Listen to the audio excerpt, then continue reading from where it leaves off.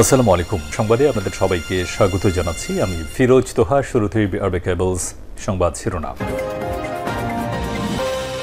বাংলাদেশের সর্বশেষ গুরুত্বপূর্ণ আপডেট সংবাদে আপনাকে স্বাগত। শুরুতেই সংবাদ শিরোনাম, পরে বিস্তারিত। শুরুতেই জানিয়ে দিব, হাসিনা বাংলাদেশ থেকে ভারতে পালিয়ে যাওয়ার পর এখনও তার গন্তব্য অনিশ্চিত। শেখ হাসিনাকে পশ্চিমা দেশসহ বিশ্বের কোনো দেশই গ্রহণ করতে চাচ্ছে না। ভারত চাচ্ছে শীতপ্রধান দেশ বেলারুশে হাসিনাকে একটি সুরক্ষিত জায়গায় রাখতে, কিন্তু বেলারুশ বা রাশিয়ার মতো অন্যান্য কোনো রাষ্ট্র শেখ হাসিনাকে নিতে চাচ্ছে না। আর পশ্চিমারা তো আইসিসির অপরাধীর তালিকার পড়ার ভয়ে হাসিনাকে তাদের দেশে ঢুকতে দিচ্ছে না। তাহলে হাসিনা আসলে যাবেটা কোথায়? এ বিষয়ে গুরুত্বপূর্ণ সংবাদ থাকবে বন্ধুরা। সম্পূর্ণ সংবাদটি জানতে ভিডিওটি না টেনে দেখতে থাকুন। এরপর জানিয়ে দিব, প্রভাবশালীরা ব্যাংক থেকে টাকা তুললেই জানাতে হবে বাংলাদেশ ব্যাংকে। হাসিনার পতনের পর হাসিনার অনেক নেতাকর্মী এবং অনেক সরকারি ঊর্ধ্বতন কর্মকর্তারা ব্যাংক থেকে টাকা তুললে বাংলাদেশ ব্যাংকে জানানোর অনুরোধ করা হয়েছে। তাহলে তাদেরকে ধরতে সুবিধা হবে। এদিকে উপদেষ্টার দায়িত্ব পাওয়া নাহিদ এবং আসিফকে যা বললেন সার্জিস আলম। সদ্যগঠিত অন্তর্বর্তীকালীন সরকারের উপদেষ্টা হওয়া দুই সমন্বয়ক নাহিদ ইসলাম এবং আসিফ মাহমুদকে অভিনন্দন জানিয়েছে বৈষম্যবিরোধী ছাত্র আন্দোলনের আরেক সমন্বয়ক সার্জিস আলম। এরপর জানিয়ে দিব, বাংলাদেশে যত অপরাধ সংঘটিত হয়েছে সব অপরাধীদের বিচার করা হবে, শপথ নিয়েই বললেন বাংলাদেশের নতুন প্রধানমন্ত্রী ডক্টর মোহাম্মদ ইউনূস। জানিয়ে দিব, অন্তর্বর্তীকালীন সরকার নিয়ে ইউরোপীয় ইউনিয়নের প্রতিক্রিয়া। বাংলাদেশে অন্তর্বর্তী সরকার গঠিত হয়েছে। নতুন সরকার ডক্টর মোহাম্মদ ইউনূস, তাকে নিয়ে ইউরোপীয় ইউনিয়ন জানিয়েছে তারা ব্যবসা বাণিজ্য সহ সব ক্ষেত্রেই বর্তমান সরকারকে সহায়তা করতে চায়। এদিকে কাউকে আর বিএনপিতে যোগদান করানো যাবে না বললেন রুহুল কবির রিজভী। অন্য কোনো রাজনৈতিক দলের নেতাকর্মী বা অরাজনৈতিক ব্যক্তিকে যোগদান করানো যাবে না বলে জানিয়েছেন বিএনপির সিনিয়র যুগ্ম মহাসচিব অ্যাডভোকেট রুহুল কবির রিজভী। বৃহস্পতিবার 8 আগস্ট এক সংবাদ বিজ্ঞপ্তিতে তিনি এই নির্দেশনার কথা জানান। রুহুল কবির রিজভী বলেন, যারা অসময় আমাদের সাথে ছিল না তাদেরকে নিয়ে আমরা দল গঠন করতে চাই না। আমাদের দলে যারা প্রকৃত কর্মী তারাই থাকবে। সুতরাং আমাদের দলের হয়ে যারা দালালি করছেন তারা দূরত্ব বজায় রাখুন। প্রিয় দর্শক, এতক্ষণ শুনছিলেন সংবাদ শিরোনাম, এবারে বিস্তারিত। তবে তার আগে বন্ধুরা কমেন্ট করে জানিয়ে দিন আপনি বিশ্বের কোন দেশ থেকে আমাদের সংবাদটি দেখছেন এবং শুনছেন। আর বন্ধুরা কমেন্ট করে জানিয়ে দিন এই সংবাদ সম্পর্কে আপনার মূল্যবান মতামত। আর আপনি যদি এই চ্যানেলে নতুন হয়ে থাকেন বন্ধুরা, সংবাদটি দেখতে দেখতে আমাদের চ্যানেলটি সাবস্ক্রাইব করে রাখুন, যাতে করে আমাদের পরবর্তী লেটেস্ট আপডেট সংবাদগুলো সবার আগে আপনার কাছে পৌঁছে যায়। ভিডিওটিতে একটি লাইক দিয়ে আমাদের সঙ্গেই থাকুন। এবারে বিস্তারিত। হাসিনার গন্তব্য এখনও ঠিক হয়নি। ভারতে আশ্রয় নেয়া সাবেক প্রধানমন্ত্রী আওয়ামী লীগ সভাপতি হাসিনার গন্তব্য এখনও অনিশ্চিত। তার পছন্দের পশ্চিমা দেশগুলোতে তাকে আশ্রয় দিতে যাচ্ছে না। হাসিনার সুরক্ষা দেওয়া এখন পর্যন্ত ভারতের মর্যাদার বিষয় হয়ে দাঁড়িয়েছে। এখন নিশ্চিত করতে পারেনি সাবেক এই প্রধানমন্ত্রীর চূড়ান্ত গন্তব্য আসলে কোথায়। তৃতীয় কোনো দেশে রাজনৈতিক আশ্রয় পাওয়ার আগে আরও বেশ কিছুদিন ভারতেই থাকতে হবে হাসিনাকে। তার সম্ভাব্য সাময়িক আশ্রয় হতে পারে বেলারুশ। ভারত চাচ্ছে হাসিনা ভারত থেকে বেরিয়ে যাক। রাশিয়ার আশপাশের দেশগুলোতে হাসিনা চূড়ান্ত গন্তব্য নিশ্চিত করতে চায় ভারত। নাম না প্রকাশ করা সত্ত্বে ভারতের একটি সূত্র সমকালকে জানিয়েছে ভারত সরকার শেখ হাসিনা চূড়ান্ত গন্তব্য নিশ্চিতে কাজ করছে, কিন্তু পশ্চিমা কোনো দেশ শেখ হাসিনাকে আশ্রয় দিতে রাজি নয়। ফলে রাশিয়ার আশপাশের দেশগুলোতে তার আশ্রয়ের ব্যবস্থা করার চেষ্টা করা হচ্ছে। যে দেশগুলো আন্তর্জাতিক অপরাধ আদালত আইসিসির খুব একটা তোয়াক্কা করে না। যদি কোথাও তার জায়গা না হয় তবে ভারতেই থাকবেন তিনি। দক্ষিণ আমেরিকার বা আফ্রিকার দেশগুলোতেও সম্ভাব্য আশ্রয়ের জায়গা খোঁজা হচ্ছে। শেষ পর্যন্ত হাসিনা আফ্রিকার দরিদ্র দেশেও যেতে পারে। শেখ হাসিনাকে সুরক্ষা দেয়াটা এখন ভারতের মর্যাদার বিষয় হয়ে দাঁড়িয়েছে। ভারতের এক সূত্র থেকে জানা গেছে, এখন যদিও ভারত হাসিনাকে সুরক্ষা দিতে চাচ্ছে না, তবে এ অঞ্চলে নিজের আধিপত্য হারাবে ভারত। আশেপাশের দেশগুলোতে আজ ভারতের উপর ওপর ভরসা করতে পারবে না। ভারত সরকার যদি হাসিনাকে ভারতে আশ্রয় দেয় তাহলে বাংলাদেশের সঙ্গে প্রায় $7 বিলিয়ন বাণিজ্য তাদের নস্যাৎ হয়ে যাবে। সুতরাং একজন হাসিনার জন্য ভারত এই বিশাল বাণিজ্য হাতছাড়া করতে চায় না।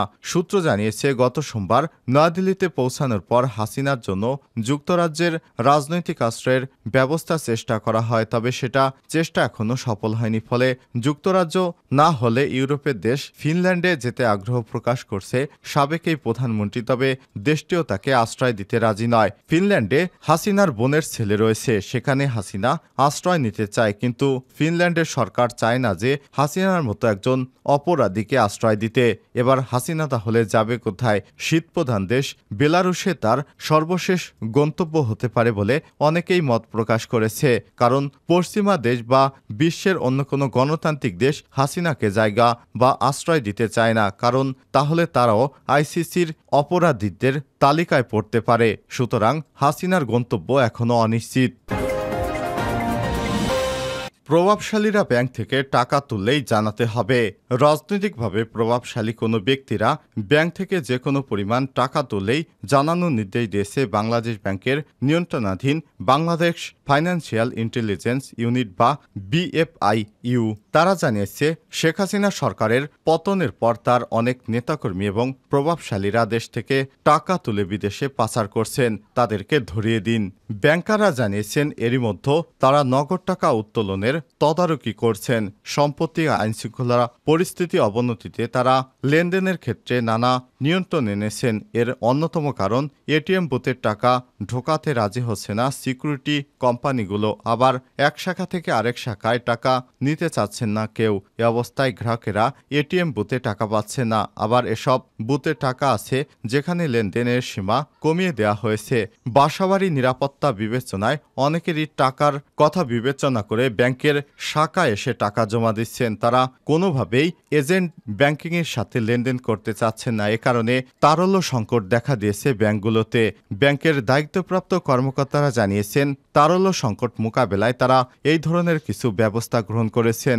ব্যাংকিং খাতে শেখ হাসিনা সরকারের আমলে যারা দেশ থেকে টাকা পাচার করত, যারা অনেক অবৈধ টাকা অর্জন করে ব্যাংকে রেখেছিল, সেই টাকাগুলো তারা তুলতে শুরু করেছে। সুতরাং এমন কেউ যদি আপনার চোখে পড়ে তাহলে বাংলাদেশ ব্যাংকে জানানোর অনুরোধ করা হয়েছে। বৃহস্পতিবার 1 লক্ষ টাকার বেশি তোলা যায়নি। বৃহস্পতিবারে সরকারের নির্ধারিত নতুন আইন অনুযায়ী তারল্য সংকট মোকাবেলায় 1 লক্ষ টাকার বেশি তোলার কোনো ইখতিয়ার দেওয়া হয়নি। এ কারণে ব্যাংকে গিয়ে 1 লক্ষ টাকার বেশি তোলা যায়নি।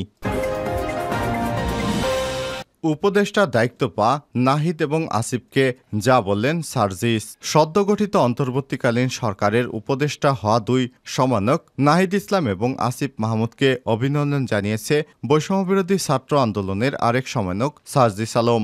বৃহস্পতিবার 8 আগস্ট দিবাগত রাতে এক ফেসবুক পোস্টে এই অভিনন্দন জানান তিনি।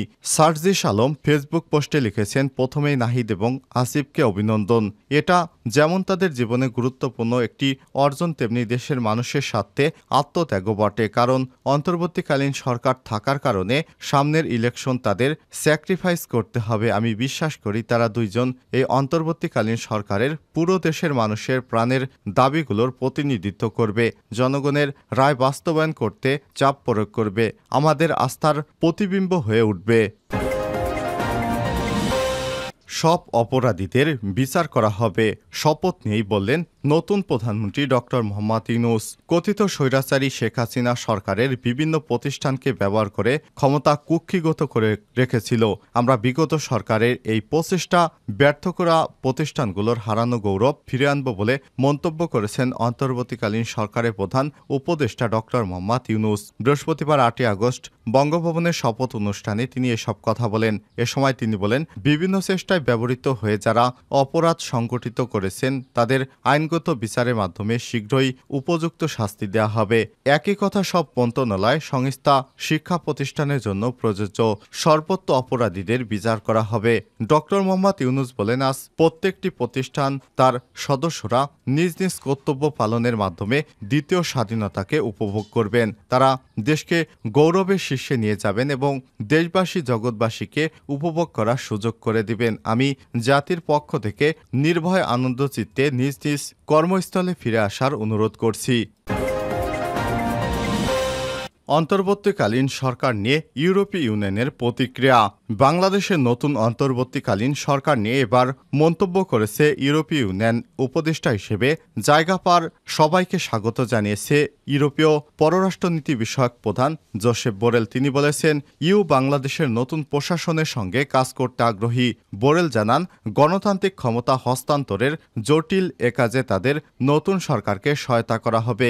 এই প্রতিক্রিয়া শান্তিপূর্ণ এবং অংশগ্রহণমূলক হতে হবে বলেও মন্তব্য করেন তিনি। প্রসঙ্গত, নোবেল বিজয়ী অর্থনীতিবিদ ডক্টর মোহাম্মদ ইউনূসের নেতৃত্বে ১৬ জনকে নিয়ে অন্তর্বর্তীকালীন সরকার গঠন করা হয়েছে বাংলাদেশে। বঙ্গভবনের দরবার হলে বৃহস্পতিবার ৮ই আগস্ট রাত ৯টা ২৭ এই শপথ নিয়েছেন অন্তর্বর্তীকালীন সরকারের উপদেষ্টা প্রধান হিসেবে ডক্টর মোহাম্মদ ইউনূস। এই শপথ বাক্য পাঠ করান রাষ্ট্রপতি মোহাম্মদ শাহাবুদ্দিন। এরপর বাকি ১৬ উপদেষ্টাদের মধ্যে ১৩ জন শপথ পাঠ করেন। ঢাকার বাইরে ঢাকায় ৩ উপদেষ্টা ফারুকী আজম, বিধানরঞ্জন রায় এবং সুপ্রদীপ চাকমা শপথ অনুষ্ঠানে উপস্থিত হতে পারেননি। সরকারের প্রধান উপদেষ্টা ডক্টর মোহাম্মদ ইউনূস ছাড়াও উপদেষ্টারা হলেন ১ Salehuddin Ahmed, ২ Asif Nazrul, ৩ Adilur Rahman, ৪ Hasan Arif, ৫ Touhid Hossain, ৬ Syeda Rizwana Hasan, ৭ Mohammad Nahid Islam, ৮ Asif Mahmud, ৯ brigadier general M A Sakhawat Hossain, ১০ Sudip Chakma, ১১ Farida Akter, ১২ বিধানরঞ্জন রায়, ১৩ আফম খালিদ হাসান, ১৪ নূরজাহান, ১৫ শারমিন মুর্শিদ, ১৬ ফারুকী আজম।